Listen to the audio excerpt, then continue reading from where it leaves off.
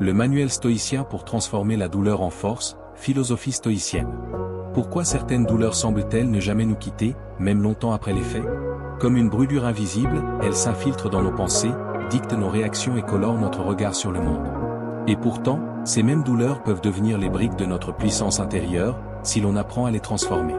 C'est là que le stoïcisme entre en jeu, non comme une armure froide, mais comme un guide vivant et profond.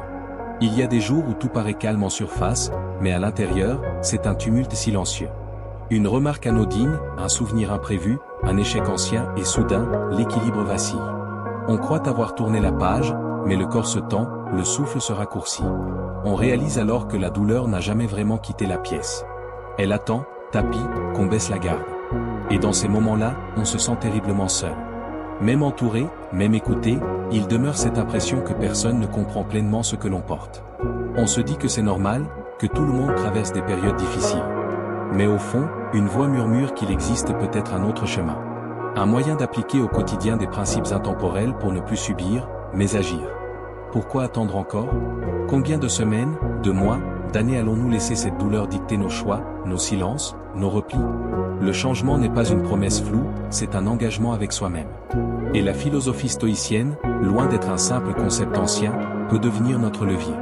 Elle nous enseigne qu'il ne faut pas fuir la souffrance, mais l'écouter, la comprendre, puis la transcender. La douleur n'est pas une faiblesse. C'est un message. Un signal qui nous pousse à grandir, à revoir nos croyances, à affiner notre regard sur le monde. En la transformant, on transforme aussi notre rapport au pouvoir, non pas celui que l'on exerce sur les autres, mais celui que l'on retrouve en soi. Un pouvoir fait de calme, de clarté et de maîtrise. Marc Aurèle écrivait, « Ce qui trouble les hommes, ce ne sont pas les choses, mais les jugements qu'ils portent sur les choses. » Sur cette chaîne, les méditations stoïciennes, nous croyons que chaque douleur peut devenir une source de force.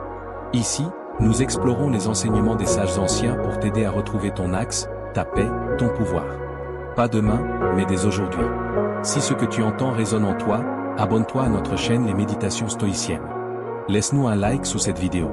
Partage en commentaire ce que tu transformes en ce moment, ou envoie cette vidéo à quelqu'un qui traverse un passage difficile. Ensemble, cultivons cette lucidité stoïcienne qui fait de chaque épreuve un point d'appui vers plus de puissance. Poursuite du texte, chapitre 1 : transformer la douleur en pouvoir intérieur. Certains épisodes de notre vie laissent des traces profondes, comme des cicatrices discrètes que l'on continue de porter bien après les événements. Le stoïcisme ne nie pas cette réalité humaine. Il propose une manière nouvelle de regarder ces traces, non comme des chaînes, mais comme une matière première à modeler. Et si cette douleur n'était pas un ennemi, mais un matériau brut à transformer? La question essentielle n'est plus « pourquoi moi ?», mais « que puis-je construire avec ce qui m'est arrivé ?» Imagine, tu es dans la voiture, coincé dans un embouteillage interminable. Ton enfant répète la même question pour la 10e fois. Tu souris, mais ton esprit est ailleurs. Ce n'est pas la situation qui t'épuise, c'est un souvenir ancien, un conflit jamais apaisé, qui ressurgit chaque fois qu'un silence laisse place à la réflexion. Le stoïcisme ne te demande pas d'ignorer cette tension intérieure. Au contraire, il t'invite à l'observer avec honnêteté.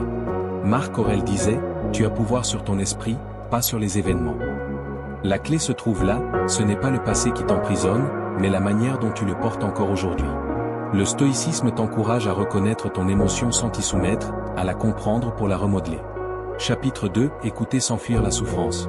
La fuite est souvent notre première réaction. Personne n'aime ressentir ce qui blesse. Pourtant, la sagesse stoïcienne nous rappelle que ce que nous refusons d'affronter finit souvent par nous guider malgré nous. Écouter la souffrance ne signifie pas s'y résigner. Cela veut dire lui offrir un espace suffisamment calme pour qu'elle puisse être comprise, et finalement, apaisée. Dans un moment difficile, une dispute, une perte, un changement brusque, ce n'est pas uniquement la situation présente qui nous trouble.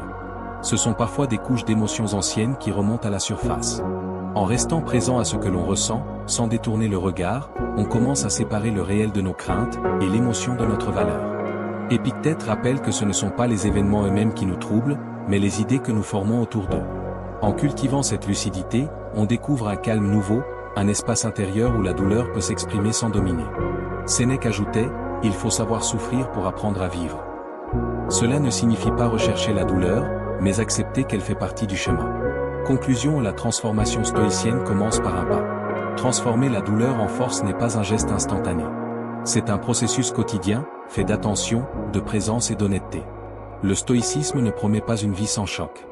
Il offre quelque chose de plus profond, la capacité de ne plus être défini par eux. Chaque douleur peut devenir une clé. Chaque épreuve, un point d'appui. La transformation commence là où tu choisis de regarder en face ce que tu portes encore. Et ce choix, tu peux le faire aujourd'hui.